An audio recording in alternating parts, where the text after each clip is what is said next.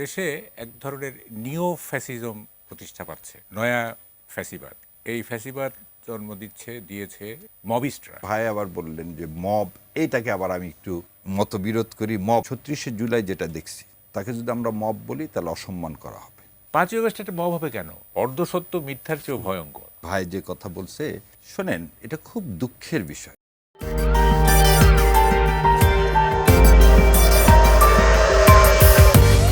দেশে এক ধরনের নিও ফ্যাসিজম প্রতিষ্ঠা পাচ্ছে, নয়া ফ্যাসিবাদ। এটা এই ফ্যাসিবাদ জন্ম দিয়েছে মবিস্টরা। আপনি কয়েকদিনের যদি ঘটনাগুলি দেখেন, আপনি নিজেই বললেন, এই যে বাউল, তারপরে যে মেলায় আগুন, তারপরে ধরেন যে প্রকাশ্যে ধর্ষণ হচ্ছে, এই হচ্ছে ইত্যাদি। এটা নিও ফ্যাসিজম কায়েম করতে যাচ্ছে। হ্যাঁ, এবং আমার কাছে এখন যেটা মনে হচ্ছে যে সোভারিন পাওয়ার এখন হচ্ছে মবিস্টরা। রাষ্ট্রের কোনো সভারিন পাওয়ার নাই। হ্যাঁ, মবিস্টরাই ডিকটেট করতেছে, তারা ডিসাইড করতেছে কে কিভাবে মানে তার জীবনযাপন করবে, তারাই সব কিছু ডিসাইড করতেছে। এবার রাষ্ট্র এখানে নির্বিকার। রাষ্ট্রের নির্বিকারত্বে এই নিও ফ্যাসিজম, মানে মবিসদের যে ফ্যাসিজম, এইটা মানে মানে হচ্ছে, ইনস্টিটিউশনালাইজ হয়ে যাচ্ছে। দেখেন, এই যে আবুল সাহেবের উপরে যে হলো না, এই যে মানে আক্রমণ হলো, হ্যাঁ, এই যে দেখেন, উনি একজন বাউল। হ্যাঁ, এবং বাউলরা হয় কি, একটু পাগলাটে হয় আর কি। হ্যাঁ, এটা পাগলাটে হয় এবং ওরা আমাদের খুব আনন্দও দেয়। দেখেন, শুধু আনন্দ না, পাগলারা শুধু আনন্দই দেয় না, এই পৃথিবীটা কিন্তু এগিয়েছে পাগলদের কারণে। পাগলরা এই পৃথিবীটাকে আগায় নিছে। কিন্তু যারা সুস্থ স্বাভাবিক, তারা কিন্তু রুটিন ওয়ার্কের বাইরে কিছু করে না। পাগলরা এক একটা উদ্ভাবন করছে। হ্যাঁ, এবং পৃথিবী আগায় গেছে। যেমন আইনস্টাইন নিজেও, কবি মানেই কিন্তু পাগল, সাহিত্যিক মানেই পাগল, ইভেন সায়েন্টিস্টরা পাগল। যেমন আইনস্টাইনের মতো পাগল আর কে আছে বলেন? তো এরা তো পৃথিবীতে আগায় নিছে। এখন আপনি যদি মানে এই যে পাগলাটে স্বভাব যাদের, তাদেরকে যদি আপনি দবায় রাখেন, পৃথিবীতে আনন্দ উঠে যাবে, উদ্ভাবন উঠে যাবে। ঠিক আছে, এটা কিন্তু বুঝতে হবে আমাদের। এবং এই পৃথিবীটা এত সুন্দর কেন? সুন্দর হচ্ছে যে এখানে ডিফারেন্ট টাইপ অফ পিপুল এখানে বাস করে। হ্যাঁ, ধর্ম বলেন, অ্যানথ্রোপোলজি বলেন, তারপরে কালার বলেন, বিভিন্নভাবে মানুষ বিভক্ত হয়ে আছে। এবং এই যে ডাইভার্সিটি, মানুষের যে এই যে ভিন্নতা, এটাই কিন্তু পৃথিবীর সৌন্দর্য, তাই না? সবাই যদি একরকম হয়ে যেত, তাইলে তো আর মানে এটা উপভোগ করার কিছু ছিল না। আমি কেন উপভোগ করছি? যে আপনি আলাদা এবং আপনার কর্মকাণ্ড আমাকে আনন্দ দিচ্ছে।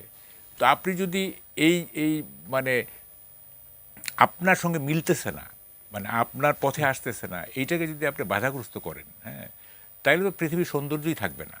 আজকে যে ল অ্যান্ড অর্ডার সিচুয়েশন বা এই সরকার কি নিজেকেই প্রশ্নবিদ্ধ করছে কিনা? যদি আমাকে বলেন এই কথাটা, আমি বলবো এ সরকার নিজেকেই নিজে প্রশ্নবিদ্ধ করার জন্য প্রতিদিন অনেকগুলো কাজ করে থাকেন। তার মধ্যে একটা কাজ, যেমন আপনাকে উদাহরণ দিয়ে বলি, ঐকমত্য কমিশনের ভাইস প্রেসিডেন্ট কে ছিলেন vice president? Doctor Ali Reza. উনি ঐকমত্য কমিশন দিচ্ছেন, উনি একটা নিরপেক্ষ মানুষ হিসাবে সমাজের সামনে এসছেন। তাকে আপনি বিতর্কিত করে ফেলে দিলেন কি উপদেষ্টা মর্যাদা দিয়ে? কেন? আর কি লোক নাই? সো এই যে আপনি প্রতিদিন একটা করে টপিকস নিয়ে আসতেছেন, এই টপিকসটা কেন? দ্বিতীয় যে কথাটা ভাই আবার বললেন যে মব, এইটাকে আবার আমি একটু মতবিরোধ করি। মব না, কথা হচ্ছে যে সমাজে আমরা 36শে জুলাই যেটা দেখছি, তাকে যদি আমরা মব বলি তাহলে অসম্মান করা হবে।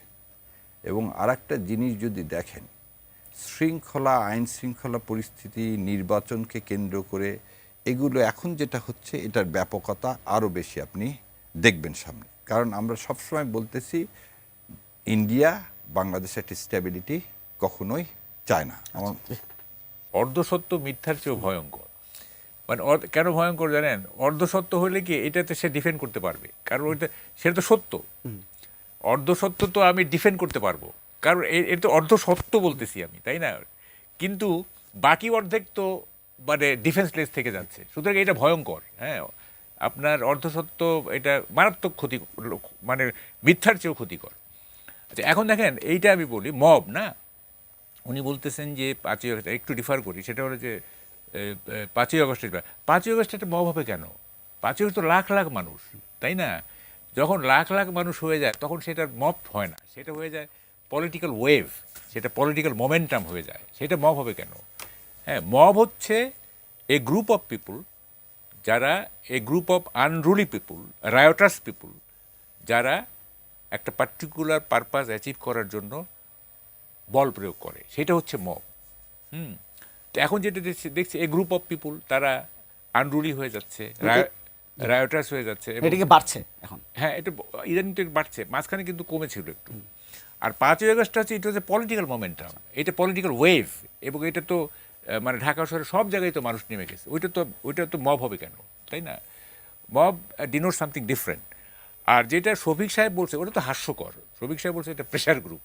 দেন pressure group in political science, pressure group হচ্ছে আপনার an organized entity that influences government to change its decision and কি বল policies, এবং pressure group cannot participate in the electoral process. সবাই ধারণা করেছিল আওয়ামী লীগ চলে যাওয়ার পর এদেশে একটা দুর্ভিক্ষ হবে, কারণ লক্ষ লক্ষ কোটি টাকা পাচার করে দিছে। কোনো ব্যাংকের একটা ব্যাংকের মার্জিন থাকার কথা, কোনো ব্যাংকের সেই মার্জিনের টাকা নেই। দেখেন আজকে 71 সালের পর যদি আপনি বলেন রেকর্ড পরিমাণ রিমিটেন্স আসছে। আমাদের এখানে ইনফ্লেশন ছিল হাসিনার সময় 14%, সেটা ড্রপ করে 8% হয়েছে।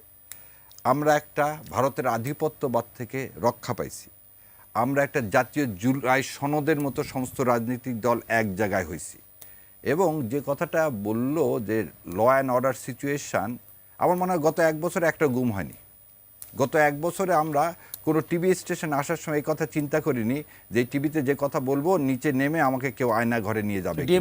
ডিএমপির হিসাব হচ্ছে প্রতি মাসে 10 জন করে খুন হয়েছে, 20 জন করে খুন হয়েছে শুধু ঢাকা শহরে। হ্যাঁ, আপনার এই কথাটাকে মেনে নিচ্ছি। আপনাকে একটা জিনিস বলতেছি, আমি তার আগে বললাম কি গুম খুন তো হয়নি, এই বিষয়টা আপনি একমত, এবং যেটা হয়েছে সেটাকেও আমরা সমর্থন করতেছি না। আর ভাই যেটা মবের বিষয় বললেন, ভাইয়ের ডেফিনেশনটা ঠিক। ডেফিনেশন একটা জায়গায় একটু আছে, সেটা হচ্ছে একটা ক্রিমিনাল অর্গানাইজেশন হতে হবে মব তৈরি করা। এই যে জামাতের নেতা কথা বললেন না, উনি কি 91-এর ইতিহাস জানেন না? 91-এ আপনার এই শেখ আব্দুল আজিজ একটা কনস্টিটিউয়েন্সি দাঁড়াইছিল। তো উনি বক্তৃতা দিচ্ছেন, সবাই কিন্তু ধরে নিচ্ছে যে আওয়ামী লীগ মানে অ্যাবসোলিউট মেজরিটি পেয়ে যাবে বা 2/3 মেজরিটি পেয়ে যাবে। কেউই বলতেছে না যে 200 নিচে পাবে, 220, 230, 91-এর কথা বলতেছি। কিন্তু হেরে গেল। তো কেন হারলো? হারলো এই কারণে যে আওয়ামী লীগের নেতাদের যে অধ্যত্ব ছিল তখন, যেমন যেটা বলতেছে শেখ আব্দুল আজিজ দাঁড়াইছে এক জায়গায়, তো মিটিং করতেছে, মিটিংয়ে বলতেছে যে বাংলাদেশে 2 শেখ, এক শেখ মুজিবুর রহমান আর এক শেখ আব্দুল আজিজ। তারা বলতেছে ওই রাজাকারের বাচ্চাটা দাঁড়াইছে, ওর নাম কী রে? তো একজন পাশ থেকে বলছে, তো বলছে 28 তারিখের পরে ওর লাশ রূপসা নদীতে ভাসবে। মানে 28 তারিখে নির্বাচনের ডেট ছিল, 28শে জানুয়ারি বা হ্যাঁ। তো এই মিটিংয়ের পরে ওই যে জামাতের ক্যান্ডিডেট সে না বাড়ি বাড়ি গেছে যে ভাই আমাকে একটা ভোট দিয়ে বাঁচান, আমার লাশ তো রূপসা নদীতে ফেলে দিবে। এবং এই রায় কুড়ায় বেল করছে এবং সে জিতে গেছে। ঠিক আছে। আমর হোসেন আমু চিটাগাঙে বক্তৃতা করছে যে ডিসি সাহেব কি করছেন না করছেন 24 ঘন্টা ওয়াচে রাখা হয়েছে, 28 তারিখের পরে আমর হোসেন আমুর নামে বাংলাদেশ চলবে। এই বক্তৃতা দিচ্ছে উনি চিটাগাঙে। এই সবটা মিলে আওয়ামী লীগের এই ভরাডুবি, এই যে অধ্যত্ব, এই যে মানে কি বলে যে ওটার কি বলে বাহাদুরি দেখানো। হ্যাঁ, পাবলিক দেখছে যে আরে এরা এখনই এরকম, ক্ষমতায় আসলে তো থাকাই যাবে না এই দেশে, এর ভোট দেওয়া যাবে না। এই যে জামাতের নেতা যে বললেন যে যে এটা তো আমি ওই আমর হোসেন আমুর এই টোনটা আমি দেখতে পাচ্ছি। ঠিক আছে, অথবা ওই যে শেখ আব্দুল আজিজের টোনটা দেখতে পাচ্ছি। তো এগুলি করে কি ভোট পাওয়া যাবে? আমরা তো জানি যে আপনারা মানে কী বলে অনেক কৌশলী, আপনারা অনেক স্ট্র্যাটেজি ঠিক করেন নিজে, মানে নানা রকমভাবে আপনারা স্ট্র্যাটেজি ঠিক করেন। তো এইটা আপনারা বুঝলেন না যে এটা যে রং স্ট্র্যাটেজি। এই যে থ্রেট করা, এই যে মানে কি মানুষকে ভয়ভীতি দেখানো, প্রশাসনের লোকজনকে ভয়ভীতি দেখানো, এটা রং স্ট্র্যাটেজি। এটা তো ফিট করবে, আপনার বুমেরাং হবে, আপনারা তো এগুলি দিয়ে জিততে পারবেন না। ফলে এগুলি কেন করে? এটা কি মুহূর্তের উত্তেজনা, নাকি এটা কি ওটা বলে না একটা ইংরেজিতে কথা, to live in the moment, মুহূর্তের মধ্যে বেঁচে থাকা। ধর বক্তৃতা করতেছে উনি মোমেন্টাম, হ্যাঁ মোমেন্টাম। তো বক্তৃতা করতেছে, উনি ইন্সপায়ার্ড হয়ে যাচ্ছেন, হ্যাঁ উনি আর তোর মানে আর পরে কি হবে? জিহ্বাকে কন্ট্রোল করতে পারতেছেন না। ভাই যে কথা বলছে, শোনেন, এটা খুব দুঃখের বিষয়। আমরা আমাদের দেশের রাজনীতিবিদরা যে ভাষায় কথা বলে সেটা একটা রাজনৈতিক বক্তব্য।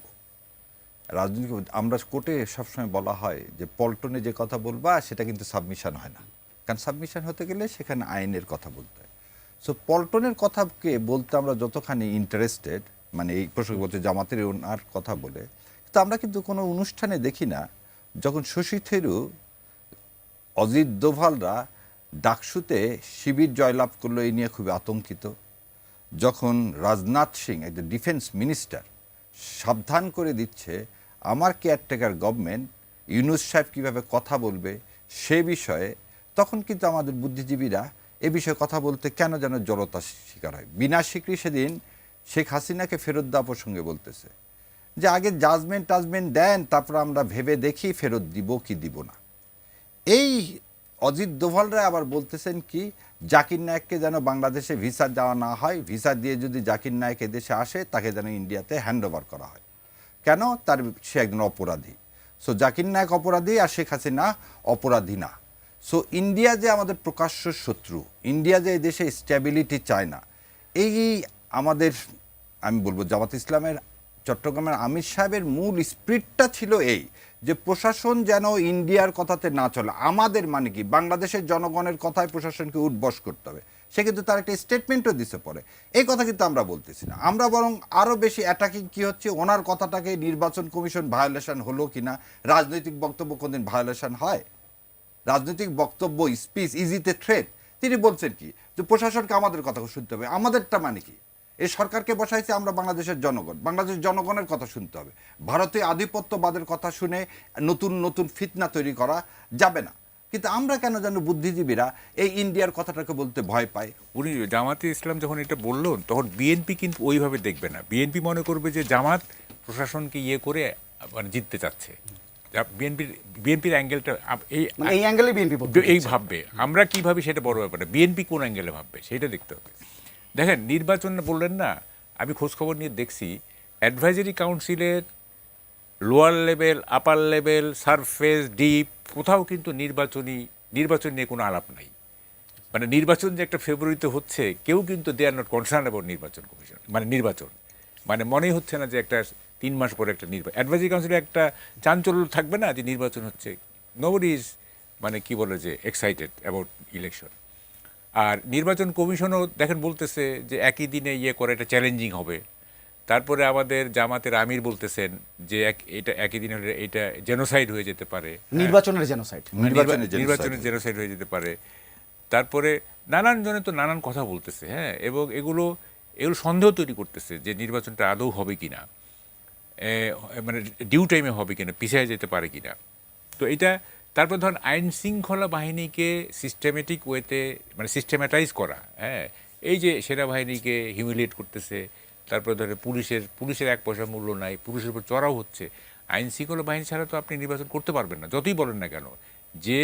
যে মবক্রেসি চলতেছে দেশে, এখানে যদি আপনি স্ট্রং আইন শৃঙ্খলা বাহিনী আপনি ডিপ্লয় না করেন তাহলে তো হবে না।